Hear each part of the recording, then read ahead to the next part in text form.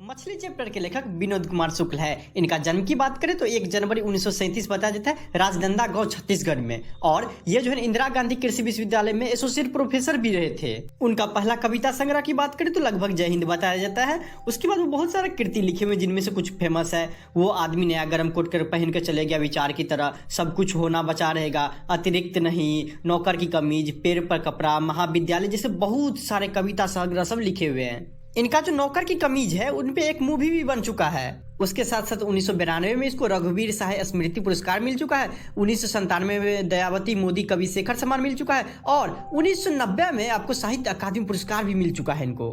और ये जो मछली चैप्टर लिया गया है उनका ये कहानी संग्रह महाविद्यालय से लिया गया है। चलिए स्टार्ट करते हैं। सबसे पहले इस चैप्टर के जितने भी लोग हैं उनसे मिल लीजिए। पहला तो कवि लेखक अर्थात जो सब कुछ बोलेगा।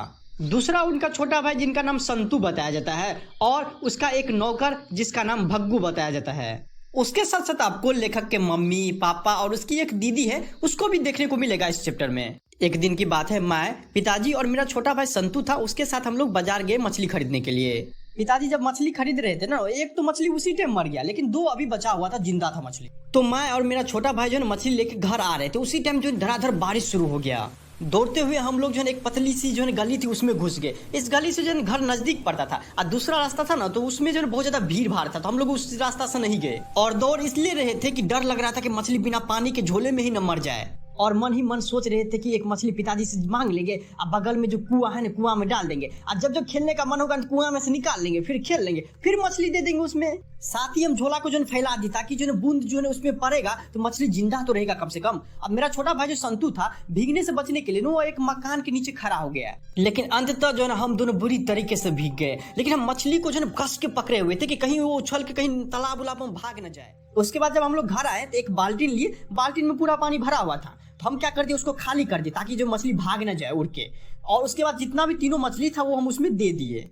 हम लोग इसमें से पानी आधा इसलिए निकाल दिए क्योंकि एक बार जो भरा हुआ था ना पानी, एक छोटा सा मछली क्या हुआ था कि बाथरूम के जो नाला रहता ना उसमें घुस गया था। हम लोग हाथ से निकालने का बहुत कोशिश किए लेकिन नहीं निकला। हाँ, दीदी बता रही थी कि ये जो आपको नाली जा रहा है वो आपको बड़ी वाली नाली मिलेगा। उसके बाद जो है ना आपको एक 3 मील के दूर में मोहरा नदी है, उसी में ये जो है ना नाली चले जाती है। तो खोज कर भी कोई फायदा होने वाला नहीं क्योंकि वो मछली जो है ना मोहरा नदी चले गया होगा।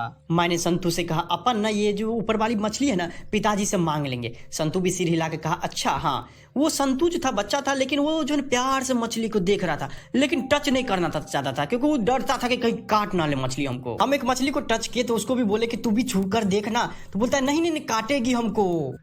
मैं तो छू रहा हूँ, मुझे कहाँ काटती है ये मछली नहीं काटती है, लो तुम भी छू कर देखो। ये संतू जो है धीरे धीरे डरते डरते एक उंगली जो है टच कर दिया उस पे, उसके बाद डर के फिर से छिप लिया हो। अरे डरता क्यों है? फिर हम क्या किए, एक मछली को जो है गोदी में उठा ली, लेकिन फिर से जो हम पानी में उसको दिए ना तो एकदम वो छलमलाया। छलमलाने के कारण जो है उसका छींटा जो है हम लोग पे पड़ गया। लेकिन संतू इतना डर गया कि फिर वो पीछे भाग गया। नीचे जो मछली मर गई हुई थी उसके आंखों में अपना परछाई देखने का कोशिश कर रहे थे क्योंकि दीदी एक बार हमको बताई हुई थी कि जितने भी मछली मर जाते हैं ना उसकी आंखों में देखना तुम परछाई, तुम्हारा परछाई नहीं दिखेगा। फिर जो मरा हुआ मछली था ना उसको हम बाल्टी से निकाल लिया, नहान घर के फर्श पे जो रख दिए और 2-3 बार उसके पूंछ को पकड़ के हिलाए लेकिन कोई हरकत नहीं हुआ क्योंकि मरा हुआ था। संतू इतना दूर क्यों बैठे हुए, आओ ना इसके पास में बैठ के देखो ना, क्या पता तुम्हारा जो है ना परछाई इसके आंखों में दिखता होगा, एक बार देख के देखो। तो मेरे कहने पे तो थोड़ा पास आकर बैठ गया लेकिन जो है मछली के आंख में नहीं देख रहा था। हम बताए भी थे कि दीदी बोली हुई थी कि मछली के आंख में देखने से ना आदमी की परछाई नहीं दिखाई देती है मरी हुई की, तो तुम एक बार देख के देखो ना अपने से। लेकिन वो कुछ बोलता ही नहीं था, पता नहीं डर रहा था कि क्या हो रहा था, वो कुछ सिर्फ चुपचाप बैठा हुआ था, शायद थोड़ी जान बची हुई है। ऐसा करो संतू तुम दीदी को बुला के ले आओ। थोड़ी देर बाद संतू लौट कर आया तो बोला कि दीदी तो सो रही है।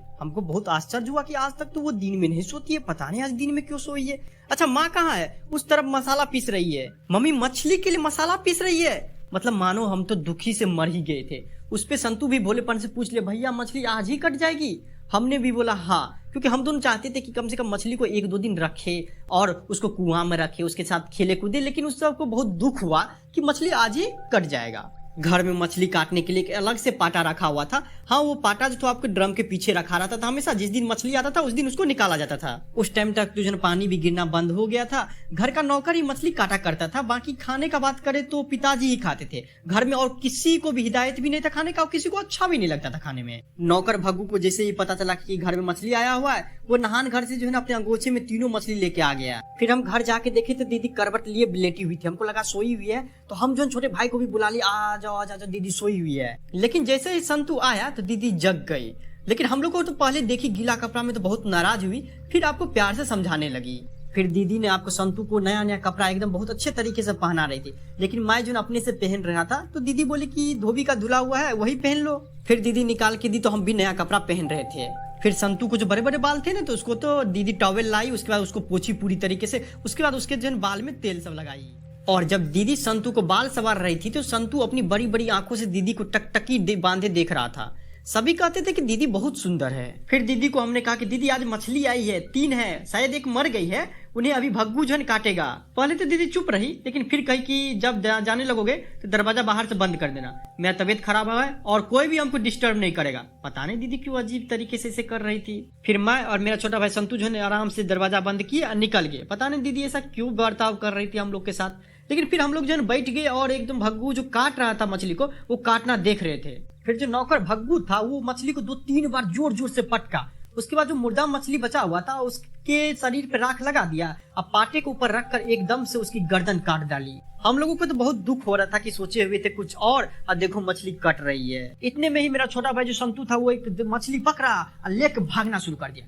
भग्गू जो था उसके पीछे भाग रहा था, अरे रे रे कहाँ लेके जा रहे हो। लेकिन हम वहीं पे खड़े रहे। उसी टाइम ना मेरे दीदी के कमरे से ना एकदम सिसकिया, थोड़ा थोड़ा रोते रोते का आवाज नजर आया। तो हम जाके देखे कि दरवाजा खोल के क्या हो रहा है। तो दीदी सच में जो पहनी हुई थी साड़ी उसको जो है ना पूरा सर तक ओढ़ रही थी, करवट इधर से इधर सिसक रही थी, रो रही थी, पता नहीं क्या था। और जब दीदी जो है हिचकिया लेती थी तो उसका पूरा शरीर सिहर उठता था।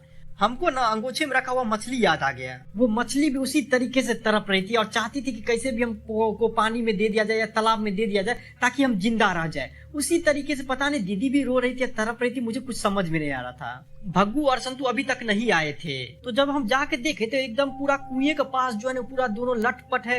भग्गू जो है ना छीनने का मछली कोशिश कर रहा था, लेकिन मेरा छोटा भाई जो है नहीं दे रहा था उसको। भग्गू को डर था कि अगर हम मछली को नहीं बनाएंगे, इससे नहीं लेंगे, ये कुआं में डाल देगा ये बच्चा, तो इसके पिताजी तो आएगा तो हमको बहुत डांटेगा। इस डर से वो जो छीनने का कोशिश कर रहा था। तब तक शायद पिताजी भी आ गए थे घर और उसका जोर से चिल्लाने का आवाज आ रहा था। हम लोग तो चौंक हो गए। फिर जब हम तीनों आदमी घर आए तो एकदम पिताजी पूरा गुस्सा से दरवाजे पे टहल रहे थे। माँ शायद अंदर थी, दीदी को चुप करा रही थी, पता नहीं क्या था क्या नहीं। मुझे लगा कि पिताजी फिर से दीदी को मारा है। दीदी की सिसकिया हमें अभी तक भी सुनाई दे रहा था। जैसे ही भग्गू बाहर से आया पिताजी दहाड़ के बोला, भग्गू अगर नरेन घर में घुसे तो साले का हाथ पैर तोड़ देना, बाकी जो होगा हम बाद में भुगत लेंगे। एक्चुअली ये लड़का नरेन है, वो आपको दीदी का लवर था और पिताजी इस दोनों को पहले भी देख लिया हुआ था और इस बार भी देख लिया था। इसलिए जो पिताजी अपनी बेटी को बहुत मारा और बोल रहा था कि नरेन अगर घर में घुसे तो उसको मार के फेंक देना, हाथ पैर तोड़ देना, बाकी जो होगा हम देख लेंगे। भग्गू जो उसका नौकर था चुपचाप जो है सिर हिला के चले गया।